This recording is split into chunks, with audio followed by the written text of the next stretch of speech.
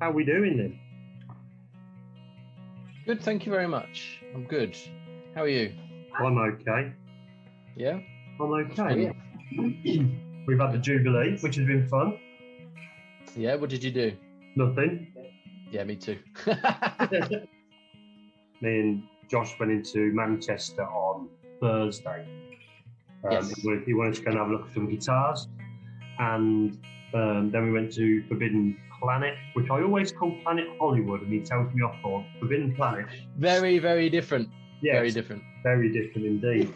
And then we went to probably one of the greatest restaurants in the world, if not Manchester, V-Rev, which is amazing. Yes. Which was, what did it? Yeah, I had a kebab burger thing, which was pretty good. Can't remember what Josh had now, but it doesn't matter what you have; it's always amazing. Yeah, loaded fries. Loaded fries. Loaded fries. And loads of loaded fries. Them wings they do. They're incredible. Yes. Oh dear! And Josh bet me that he would be able to finish, and he did, which was highly annoying. Yeah. Wow. Yeah. He said if I finish all my food, can I get something from Forbidden Planet? I was like, oh, yeah, all right, whatever. And he did. He did. He did finish, so I had to get him something. So. Have you bought him a Planet Hollywood t-shirt just for a joke? Maybe no, he was saying that the entire time. So which way is it to Planet Hollywood? I know Forbidden Planet, sorry. It was the entire time. Anyway, go to the shop, get some biscuits. Do you see the post on the vegan camp out page? Yes. That's disgraceful, isn't it? Okay, read out what it says then.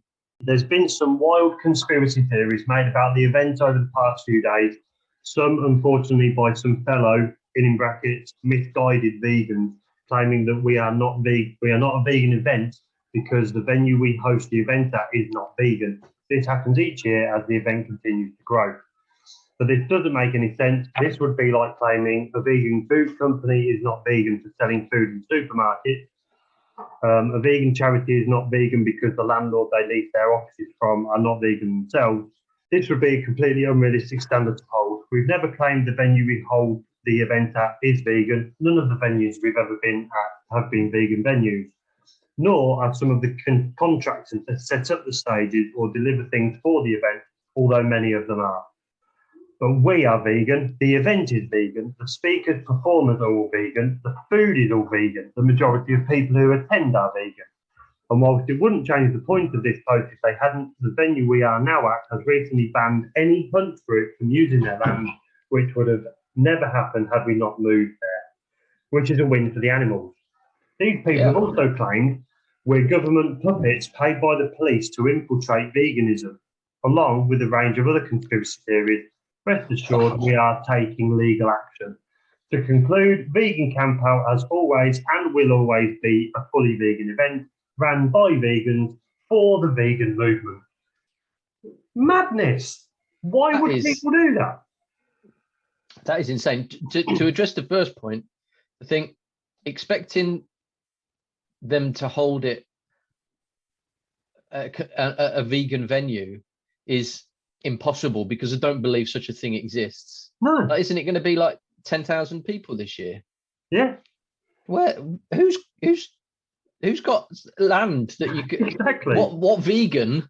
Maybe Dale Vince from Ecotricity, perhaps if he puts all his money into a giant campground for one weekend a year. It's just I just find it baffling because it's such a positive event. Yeah, there's people coming from all over the world to get together to celebrate being vegan. Why would you not want that to? Why would you think that's not a good thing? No, I really don't get it. And if you think you're better, if you think you can do it better, go for it. Go for it, yeah, absolutely. And the supermarket thing is a perfect analogy because I think we said it in one of the previous episodes with Jim. I think it was talking about, we where we live here don't have access to a vegan supermarket. No. You can't walk or drive to a vegan supermarket in a No. reasonable amount of time. So you have to go to Tesco or Morrison's or Asda or whatever, because that's what's about. We don't even have sufficient independent shops to go to instead of a supermarket. So you have to go somewhere that sells dead animals. There's no alternative. No. And it's just, I still go along with the KFC argument. KFC are a disgrace to what they do with animals, but they are trying to bring a plant-based alternative in. And if we just go, well, we're not going to eat that, they'll go, okay, we'll keep eating chickens then. Yeah. Exactly, so unless we go and buy it, because the chicken lovers are the chicken eaters are going to go and are going to go and buy that. So if we don't go and buy our things, they're not going to continue selling them. So it just makes no sense to me. The people, those people that can make them claims to go, I'm not going to go and eat the McClam, or I'm not going to go and eat whatever the next, or the Greg's sausage roll. It's just mad. Just don't get Absolutely. it. And it just makes the community sound like a bunch of arseholes. When most people aren't. It's just you've got activists at one end, haven't you? You have to have the activists at the, for want of a better term, aggressive end, and then you've got the quiet ones at the other end who just do their own thing. Yeah. And then you're going to have a nuance of people in the middle somewhere. But these people are just they're giving us a bad name, Wes. They're like anti-villains. They're not an anti-hero. They're an anti-villain, aren't they? Because they're trying. I don't know what they're trying to do. Just I think it's just no. It's a really tricky one because they're vegan, so that's a great thing. It's just I think it goes back to the vegan teacher discussion that we had with Josh. Yeah. It's that sort of thing, isn't it? Yeah. How far is too far? Yeah. If everyone does their bit, if you claim to be vegan and you're doing everything in your power to do as much as you can to help the cause, to stop animals getting killed, and whatever other reason you do it for, as long as you're doing that 100% for the right reasons for you, then that's enough. Yeah. You can't go around slagging everyone else off saying you're not doing it right, you're not doing this, because that's the non-vegans already do that. Yes, exactly. Yeah, we need to stick together.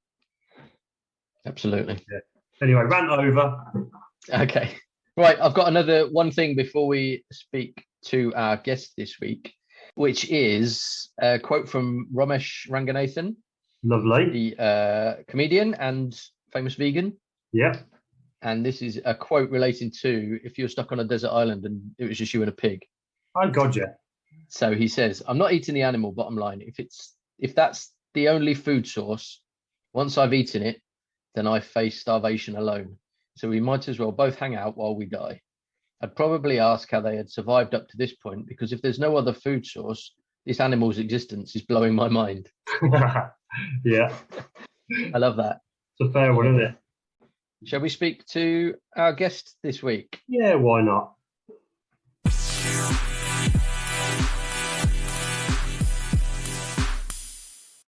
Okay, our guest for this episode is one of the first vegan runners I ever met.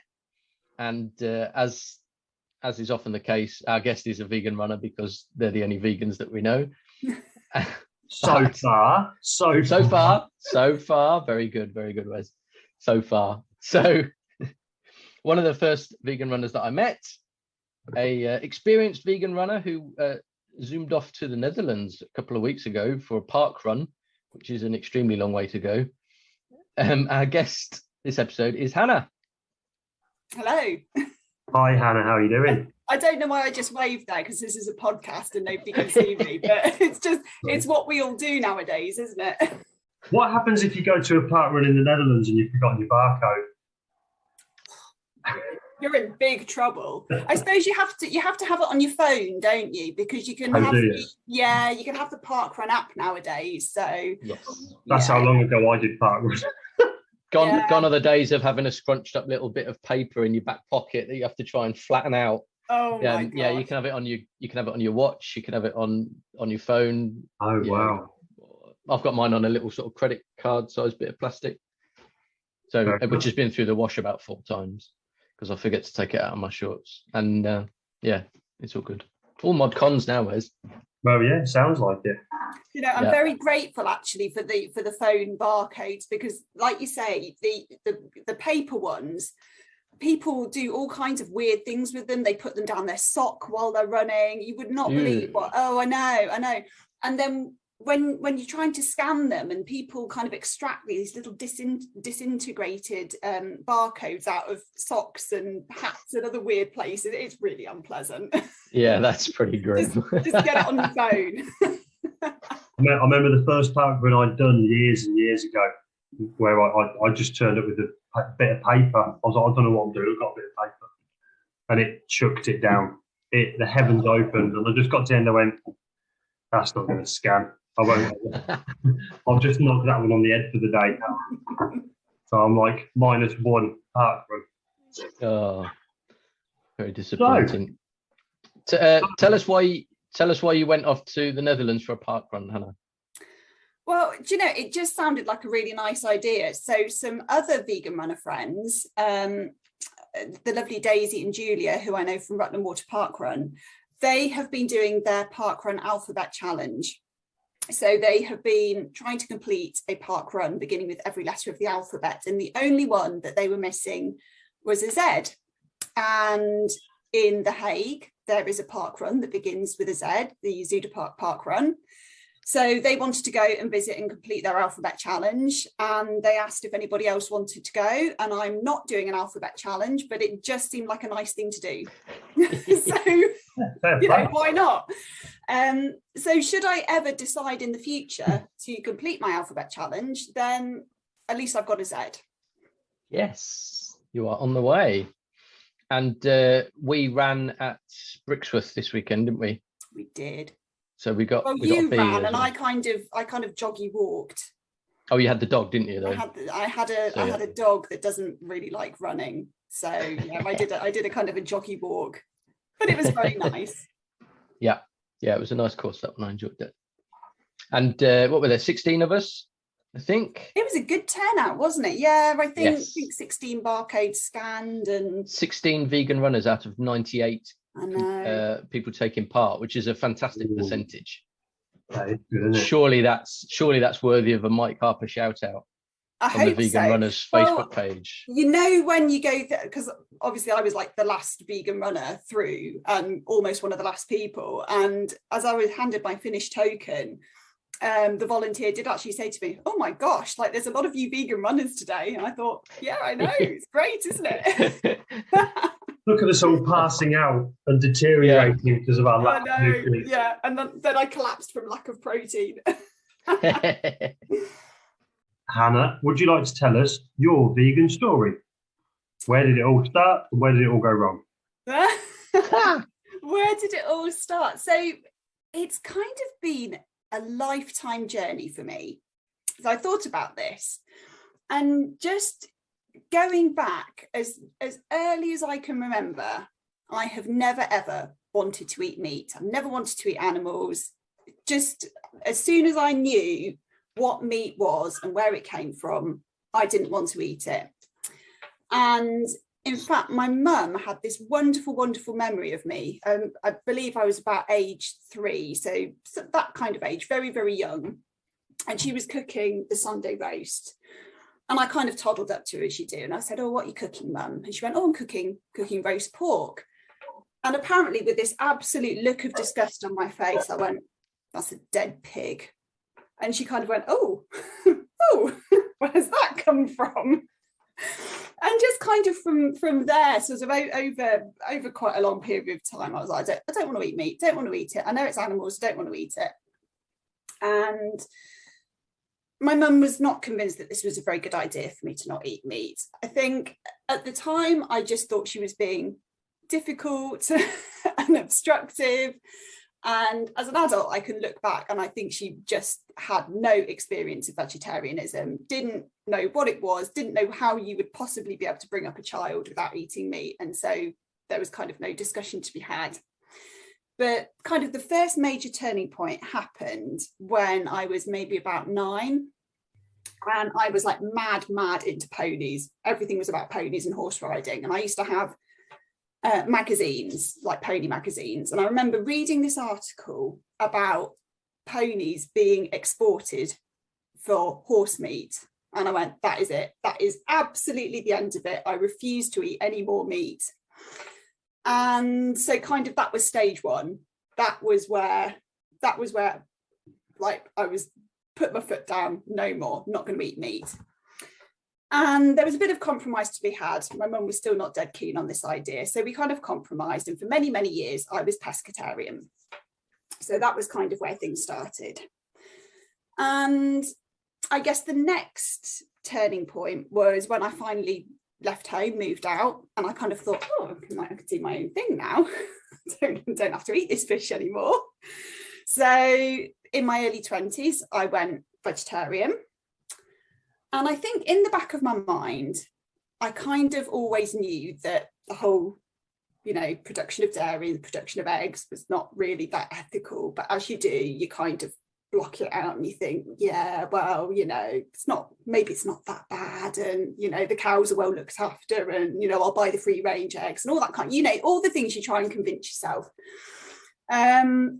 But it just niggled away in the back of my mind. And I don't really know what took me to finally taking the plunge to go vegan, but I did. That was 6 years ago and never looked back. I cannot ever imagine wanting to eat meat, dairy, eggs, anything like that ever again.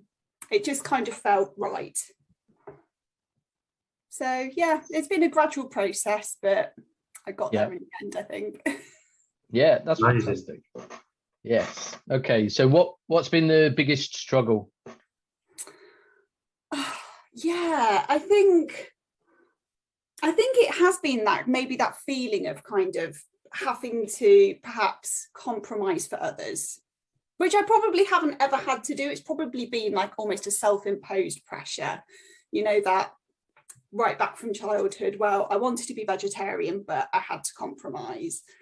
And, that kind of maybe stuck with me a bit, that being vegetarian, being vegan, it was a bit awkward, a bit difficult for other people. If you go out somewhere and you're the only vegan in the group, and where are you going to eat, where everybody can get something that they want and that kind of thing. I think I found that difficult for quite a long time. I think one of the other things that I really struggled with for quite some time, when I first went vegan, I did a lot of reading, spent a lot of time online, joined Facebook groups, that kind of thing.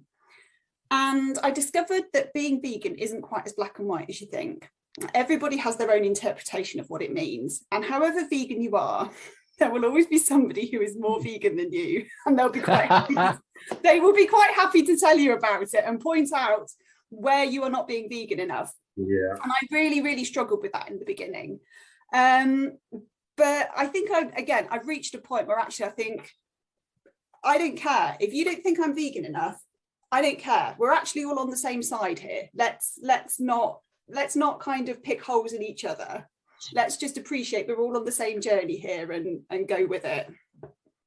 Absolutely. Yeah. We were talking about this, weren't we? we had a little chat earlier on, and we covered that exact point. That there's always someone who's more vegan than you, who's up on their high horse, looking down and thinking, well, I'm a level 8 vegan, you're only level 6, or whatever it is. And I just think about those people. Congratulations, well done. I'm so pleased for you. Yeah, good for you, mate. I'm you do you, I'll do me. Exactly. That's it. Like you say, we're all on the same team. 100%. So Hannah, you said earlier that in your early days your mum was a bit of a struggle with her cooking meals for you. When you finally made the big change, how did your friends and family deal with that? What do they think? You know, they were actually a lot more accepting than I thought they were going to be. I think my friends particularly, I was a bit worried about telling them, you know, sort of, oh, I've gone vegan. It's still a little bit weird. Still not that many people. And they just kind of all went, oh, okay. And I was like, oh, wow. I wasn't expecting that. That's good. Yeah, my mum took a while to come round to it, but she got there in the end. I think it probably wasn't any great surprise. And yeah, I get probably a bit of ribbing from my brother, but you know, he's my brother. If it wasn't being vegan, it would be something else. So, you know, I think really on the whole, people have been a lot more accepting, a lot more positive about it than I really ever anticipated. So I kind of braced myself for this this like big thing, and it really wasn't. So yeah, that was good. That's incredible. That's good. That is good. So how have things changed for you then over the past 6 years? Yeah, do you know, I thought about this question because you know, what has changed? I don't know. I wouldn't say it has been a huge change. I kind of eat some slightly different foods, and maybe my shopping habits are a little bit different. You know, if I go clothes shopping, then okay, I don't buy stuff that's got leather in it or wool in it, or you know, that kind of thing. So yeah, I wouldn't say there's a big changes. So overall, I wouldn't say it's been a massive change. Probably one of the most significant things is that since becoming vegan, I also became a runner, and just getting to know other vegans has been fantastic. You know, okay, make a bit of a joke about some vegans and maybe, you know, like not getting on with other vegans or perhaps having a problem with other vegans, but kind of on an individual basis, all the vegans that I've met have been just lovely, really nice people. And I'm so pleased to be able to call some of them friends of mine now. And I think that's actually just been a really nice thing, to have found a community of like-minded people. You know, we're all kind of on the same page with it. You've always got things in common. So yeah, that's been a really lovely thing, actually. Yes. That highlighted, I think, probably on Saturday when we were at parkrun, and there were 16 people, most of whom had never met before. Some people knew some other people, but I don't think everybody knew everyone. And yet at the beginning, before the start, and at the end, everyone's just standing around having a chatting to people you've never spoken to before. It's just, I just love it. It's great. Yeah. Awesome. And it doesn't feel awkward, does it? You just nope. You just chat. You just yeah, it's good. So the big vegan question: where do you get your protein and other nutrients from? Is it really facetious of me just to go, well, plants? No, that's fine. That's absolutely fine, because that's true. It's I mean, it's not really that big an issue, is it? You know, right.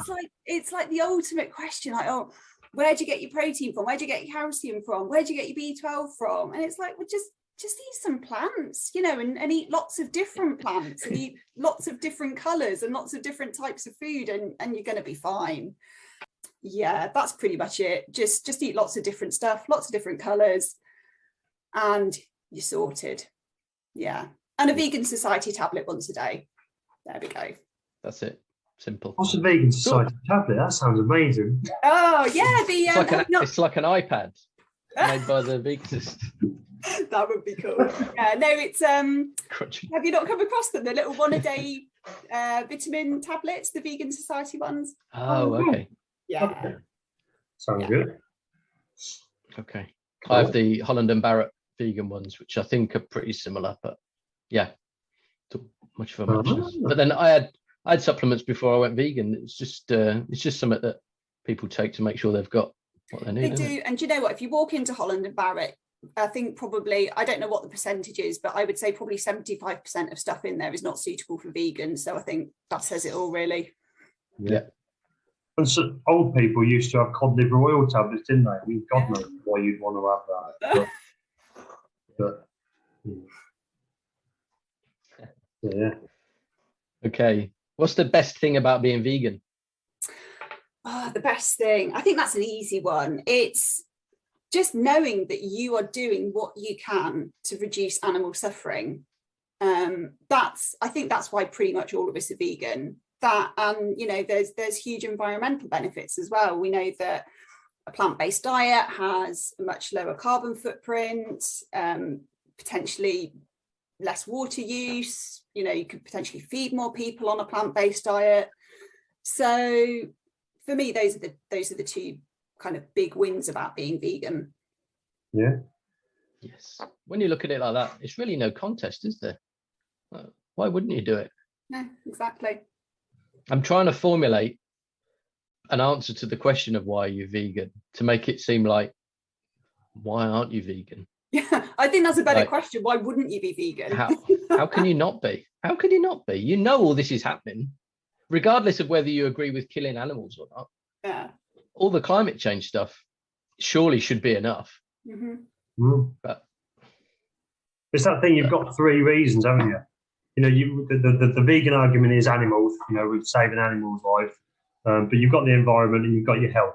If you're not on board with at least one of those, why not? Why wouldn't you do it? Exactly. It's a winner, however you look at it, isn't it? Yeah. So, what's your favourite vegan product at the moment? Gosh, they're so hard to narrow down. So, I'll start by saying that I don't really use vegan products as such, because I'm not somebody who really eats fake meat or that kind of thing. Vegan cheese, what even is that? So if somebody can find me a good vegan cheese, I will be so happy. But at the moment, just no. So I wouldn't say I really use vegan products as such. However, there are a few things that I really love. So, number one, nutritional yeast. That stuff goes on everything. Yes. Everything, anything and everything has nutritional yeast on it. So I buy it like 2 kilos at a time.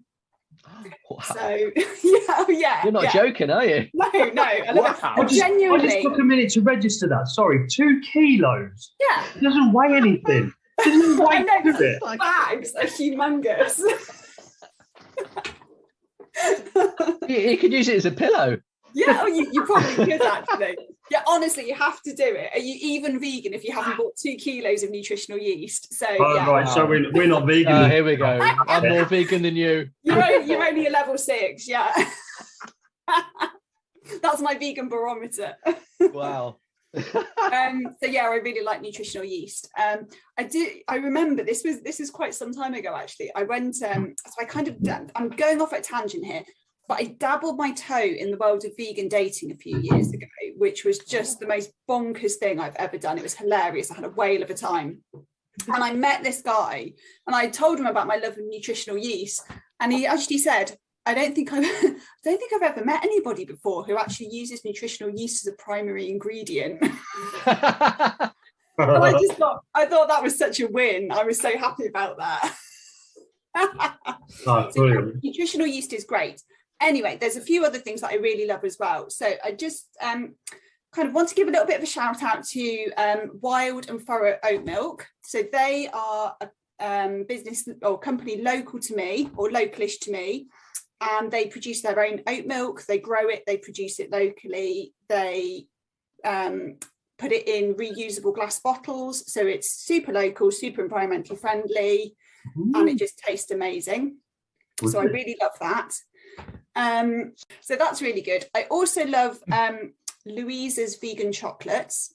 So Louisa hand makes vegan chocolates in a little shop in Nottingham. And she buys all the cocoa herself from suppliers in wherever you get cocoa from, like cocoa producing countries. So it's all really, really fair trade. She pays proper wages to cocoa growers and so on. And the chocolate is just amazing. It's really, really good. She posts it out. So definitely go and buy Louisa's vegan chocolates. And I also... sorry, you only said one, but I've got like... No, you carry on. Plug away. I also really love Frida's peanut butter. So that's produced in Cornwall, and they do the most amazing. So peanut butter is the other thing that I love. If you cut me open, I would be made of nutritional yeast and peanut butter. And they produce it in like these amazing flavors. So you can get like chocolate orange peanut butter, and in winter they do like mulled fruit peanut butter and all kinds of really cool flavors, and it's all vegan. And it's amazing. So definitely everyone should try Frida's peanut butter. And then the last one, I promise that's going to be it, is Hodmedod's beans and grains. And the reason I love them is because I eat loads and loads of beans and lentils and grains. I'm just kind of old school like that. But I love the fact that they produce it all in the UK. I think one of the things that people really love to try and catch vegans out on is that we apparently have all our food flown in from overseas. And we don't, because you can grow it all in this country. So everybody go out and buy things from Hodmedod's because they grow it all in the UK. It sounds like you shop on Diagon Vegan Alley. All the shop names are like witch shops. Is that a that makes me very happy. Is that a Harry Potter reference? Oh, come on, don't come back with us. What we'll do is we'll tag them in the in our social media. Oh, they'll love that. I'm sure they'll love that. We've done that lots of times, and no one's ever sent us anything free. But we live in hope. You never know. You may get a Don't we, Wes? beans or something. Yep. Always living in hope. It's the only way to live. So, if anyone came to you wanting advice on going vegan themselves, what would you say to them? What, apart from probably go and ask somebody else? No, Yeah, I would not do that. Yeah. No, I wouldn't do that. I think I would say what I wish somebody had said to me when I went vegan, which is don't worry about what everybody else is doing. Just focus on your own vegan journey. You know, like we were saying earlier, however vegan you are, there'll always be somebody more vegan than you. There'll always be somebody who thinks you've got some aspect of veganism wrong, or, you know, okay, you're doing that bit great, but you need to be doing something else. And, you know, you can tie yourself up in knots with it. So I think just do your own thing. Whatever your vegan journey is, it'll be right for you. So if you want to go vegan overnight, great, do it. If you want to take your time, you know, change one part of your diet at a time, that's fine as well. If you've got a load of stuff in the fridge and you just want to gradually use it up before you go vegan, that's fine to do that. If you'd rather give it all away to somebody else because you can't face eating it, that's fine. Just do whatever you need to do to go vegan and don't worry about anybody else. I think that would be my advice. That's really good. Yeah. I think that's brilliant. I just feel like we need more imperfect vegans rather than a small number of perfect vegans, because collectively the change is bigger. Yeah, absolutely. And yes, imperfect. What was the thing? Was it something you said, Wes, a few weeks ago? Maybe not. But the road to perfection, is it the road to perfection is made up of a lot of good intention. Paved with good intentions. That's it. Yeah, that wasn't me. That wasn't you. Okay. Yes. Oh, come on. You could have taken. You could have claimed all the credit for that. Yeah. Nah. But yeah, if you're doing the wrong thing but for the right reasons, that's surely better than not doing anything at all. Just think, even if you're on the right route. If you get 50% of the way there, you're 50% closer than you were before. And if two people get 50% of the way there, then that's one whole vegan. And, you know, yeah, I don't know, there's probably some iffy maths going on there somewhere, but, you know. Yes.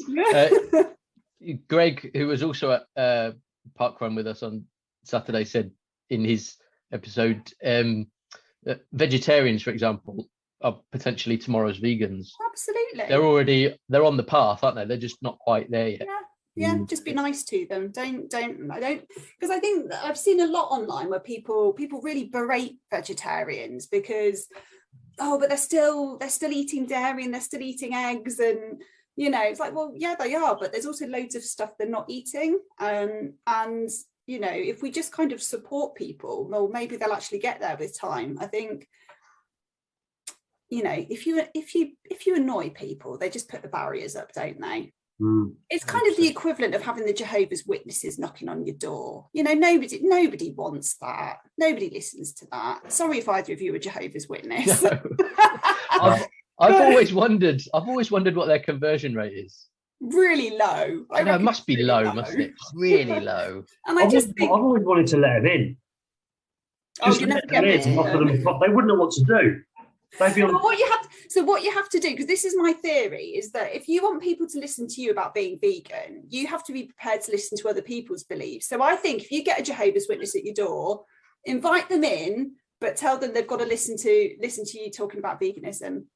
Oh, that's brilliant. There we go. I did sort of think along them lines when not Jehovah's Witness, but like when charity people come to your door and they're trying to sell you stuff. You're going to give me a spiel. Why don't you come in and have an oat milk coffee with me? We'll have a chat. Absolutely.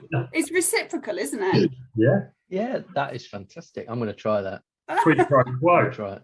Absolutely. Yeah, that's it. If you're going to take up my time, I'm going to take up some of yours. Yeah. That's only fair, isn't it? Yeah. I get that. Awesome. Okay. That's a brilliant point. Okay, so who's your vegan inspiration? Do you know, I thought long and hard about this. So I'm not really somebody who follows things like social media particularly. I mean, obviously, you know, this podcast and Matt, your vegan Matt page obviously is completely my inspiration. You're probably the only vegan. Stop there, that's it. That's the answer. That's all right, I'm going to edit the rest. That's all I'm putting in. No, seriously, you're probably the only vegan I follow on social media, because I don't really do following kind of so-called like celebrity vegans and stuff like that, because I just don't relate. I really don't. And I think it's wonderful if other people are inspired by that. That's absolutely fine. But I tend to be very much inspired by people who are just kind of getting on and doing cool stuff in their life, but they also happen to be vegan. So I'm just thinking somebody who springs to mind, and I wouldn't say he's an inspiration in the sense that I'm kind of following in his footsteps, but I have huge admiration for what he's done. Is again another vegan runner, Tim. You know Tim, don't you? Big Tim. Yes. Lovely Big Tim, who has been doing so much training recently it was a marathon, wasn't it? He did, and he got himself a coach and joined, you know, a local running club, and he just put the hard graft in and did this amazing marathon. It was just fantastic. And I love to be able to, people like that I find really inspiring, because I can look at that and go, do you know what, actually, if I wanted to, which I don't, but if I wanted to, I could do that. I have no excuse not to be able to do that, because that is just an ordinary person doing this really amazing thing, and they're vegan, and I love that. So it's the ordinary vegans doing fantastic stuff.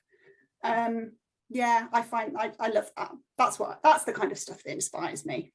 I think, like you say, with non-celebs, it's because it's relatable, isn't it? Because it's something that you know they're at your level.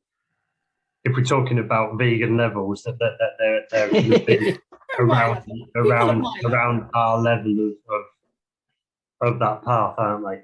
Yeah. So you can sort of go, but if they can do it, I can do it. The celebrity might have funding, or they might have a personal trainer or something that's out of my league, so I can't do that. Whereas someone that you see every day or every week, you can go, if they can do it, I can do it. Yeah. That's really cool. Absolutely. So, you talked about your favourite shops earlier on. The final question is the same sort of thing, but is there any vegan venue or restaurant that you would love to promote right now because you think they're incredible? So you can now go on another rant of other. Not the Nutritional Yeast shop. Yeast shop. No, I haven't got a really long list, so that's probably a good thing. So I want to, I just want to give a little mention to somewhere that has literally just closed its doors actually near me a couple of days ago. I think it was, they closed. So lovely little cafe called Luck and Boo, who did really fantastic vegan food. And I think basically they just took a big hit during COVID and never really bounced back, which was a real shame. So hopefully they're going to go on and do other wonderful vegan things in the future, but they will be very, very much missed. But in terms of places that are not closed, there is a fantastic vegan restaurant and takeaway down in Dorset, which is somewhere I like to go on holiday. And they're brilliant because they deliver to the campsite I stay at. I mean, how amazing is that I can go and stay on a campsite and I can get vegan food like delivered to me. That is brilliant. It's so cool. And I think they're vegetarian and vegan, but yeah, loads of really, really good vegan stuff, and just everything is amazing. Like they do this wonderful mac and cheese with like herby greens in it, and you know, lovely desserts, and you know, amazing burgers and pita boxes, and just it's everything is so good, and I just it's amazing. I love it. And if they open up in the East Midlands, I would be, if they want to franchise up in this part of the country, I would be so happy. What's the name of it, Hannah? It's V Dorset. Oh, as simple as that. V Dorset. And you endorse it, V Dorset? I highly endorse it. That is an amazingly big cup. Yeah, it's full of nutritional yeast. No, it's not. Are you going to vegan camp out, Hannah? I'm not, no, but okay. I've heard loads of people are, and that there's a swimming lake as well, and now I wish I was going, but oh yes, that's something I meant to ask you about. You do wild swimming, don't you? I do, I started last year. How did you get into that? What's the this is the most stupid story, right? So I started you fell in the lake and thought, no, it's even worse than that. I went to prove to myself that I wouldn't enjoy it, and then, and then I really liked it. Why did you think you wouldn't enjoy it? Well, so I have probably like so many people probably do, like these awful memories of school swimming lessons, and you know, I spent my whole adult life thinking that I did not enjoy swimming, and I just refused to swim, wouldn't swim, don't like swimming, don't want to do it. But I live really near Rutland Water, and every Sunday when I was, you know, out on my bike or out running or something, I would see all these people like thrashing around in the lake, and I would kind of go past thinking, that looks like something that I probably should enjoy, but I don't like swimming. And in the end, curiosity got the better of me, and I thought, I'm just going to book a session, and then I'll know for definite that I don't enjoy it. And I went along, and it was just brilliant. It was really good. So there we go. The joke was on me, but it was I've been every single week since then, since I started last August. That's fantastic. Wow. Yeah, that is good. Not in Rutland Water, because you can only swim in there during the summer, but I've been swimming sort of here. What do you mean you can only swim in the summer? Is that like a legal thing, or? Yeah, so because Rutland Water is a reservoir, you can't just go in and swim kind of as and when you want to. So you have to go to organised sessions for kind of safety reasons, and they only run them during the summer. Right. This was something I was thinking about, because where I live is next to a place called Hollywood Lake. Yeah. And it's a beautiful. It's not as big as Rutland or Pittsford down in Northampton, that area, but it's a really beautiful lake, and it's like, can you just go and jump in that? I've not seen anybody else doing it, so I'm not sure. And then I don't want to go onto social media and ask the question, because they'll go, no, you can't. No, we're not that. You'll get a load of abuse, because social media is the way it is. It'll be like, why the F would you want to do that? No, I can't be bothered. So it's like wondering where to go.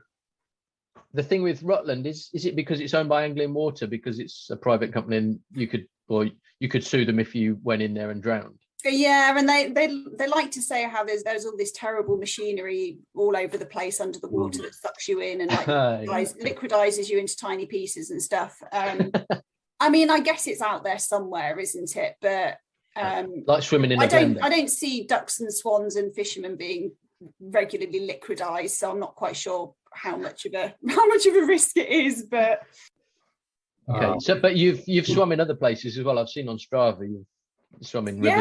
Yeah. There's a few nice places about. So like the River Nene around Peterborough in that area is lovely. There's a few spots you can get in, and that's great because there's so much wildlife. So you can swim along and see otters and swim with swans and wow. Yeah, it's incredible. And if you're in Northampton, where I grew up, that's also known as the River Nen. I know. Apparently, yeah. So my mum was born in Northampton, and she was adamant that it was the Nen, but because I'm kind of Rutland, everyone around here calls it the Nene, and apparently it changes at Oundle. Oh, is that the boundary? Is it? That's the boundary between the Nen and the Nene. Yeah. Because Oundle's just inside Northamptonshire, isn't it? I suppose. So it's Okay. So once you get past Oundle, it's the Nene, and Although the River Avon is the Avon from end to end, and that goes through loads of counties, doesn't it? Yeah. Doesn't go River Avon. Maybe we should start something. We'll start a movement to call it the River Avon. Oh dear me. So yeah, that's it. Thank you for your time. Unless you have anything else you would like to add. Is there anything you want to get out of your system? Oh my gosh, well, you put me on the spot now. No. I mean, I'll think of something later, but at this exact moment, there's nothing. That's fine. You can come back on as a guest again in the future. When we've interviewed all the other vegans, all the other normal vegans. Yeah, when you've gone twice round the vegan runners membership. Thank goodness it's a big club. We did talk last week because everyone we've had on, apart from Wes's wife and Wes's son, has been a vegan runner. Yeah. Everybody. And it's become a bit, it's almost like, might as well just call it the Vegan Runners Podcast. But I don't know any other vegans. There must be some vegans out there that don't run. There must be, mustn't there? I know some vegans through social media, and I don't actually know them in person, and they're not coming. They were not engaged at all with coming on. So I was like, terrible. We're either rubbish or they just don't want to come on. We need to start telling people that we were the 47th most popular UK-based nutritional podcast on Apple Podcasts last week, and then they'll suddenly start. How many are there? Up. No. 48. 7 out of 1. No, I think there's 200 and something. Oh well, that's pretty good. Keep that bit quiet. 47 is not bad. Yeah. 47 on no budget. You're pretty new, aren't you? So yes, not going to expect number one on week one, are you? Well, I was a bit disappointed, but I had to try and manage my expectations.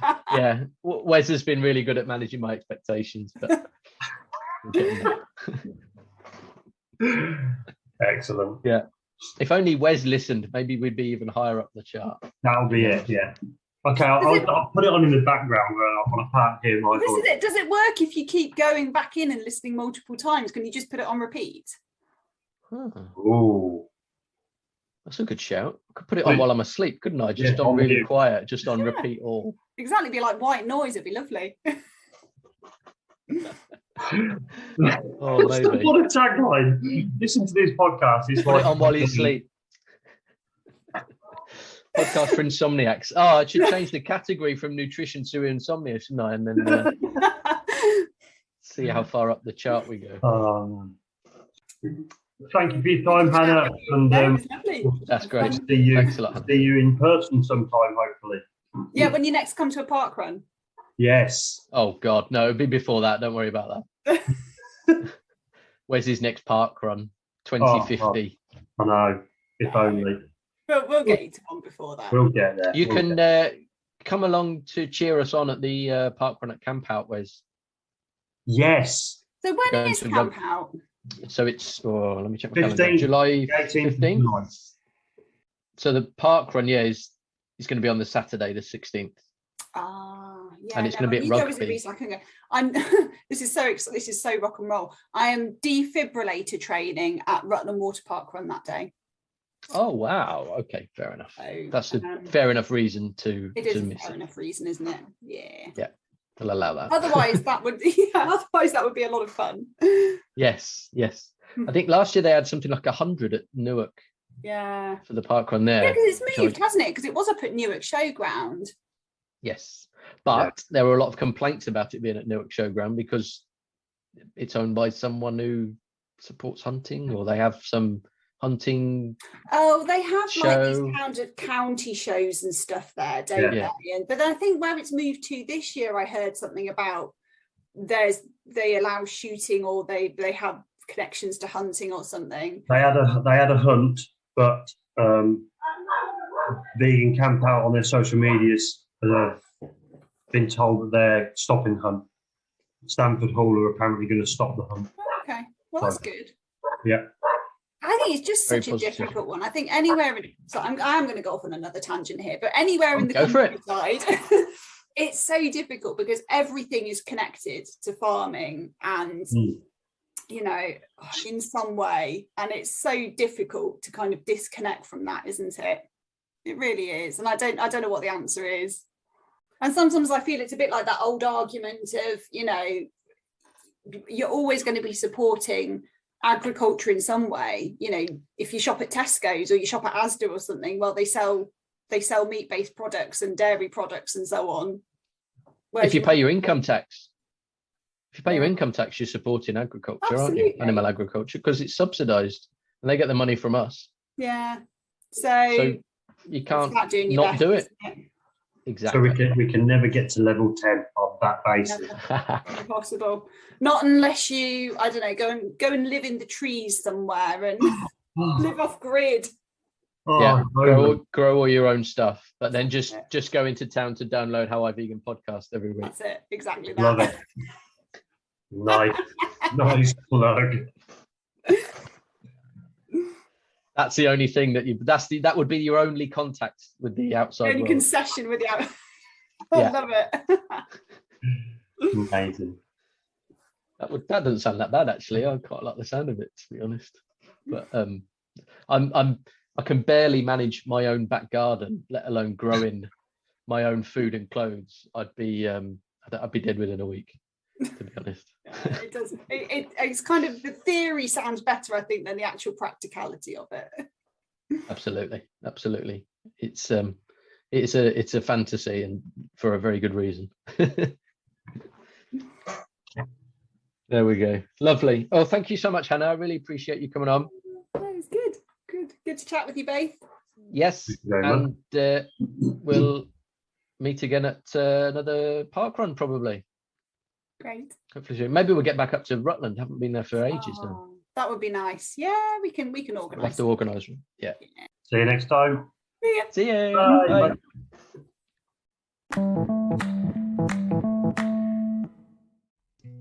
I'm just going to munch on Co-op Rocky Road. Oh, Rocky Road. Oh, while you do that, I'll say thank you for listening. I hope you've enjoyed that and found something useful. If you want to get involved, you can find us on Instagram, Facebook, and YouTube. Just search for How I Vegan Podcast. And while Wes is still chewing, I will say you can send your comments, queries, and feedback, and you could volunteer to be a guest.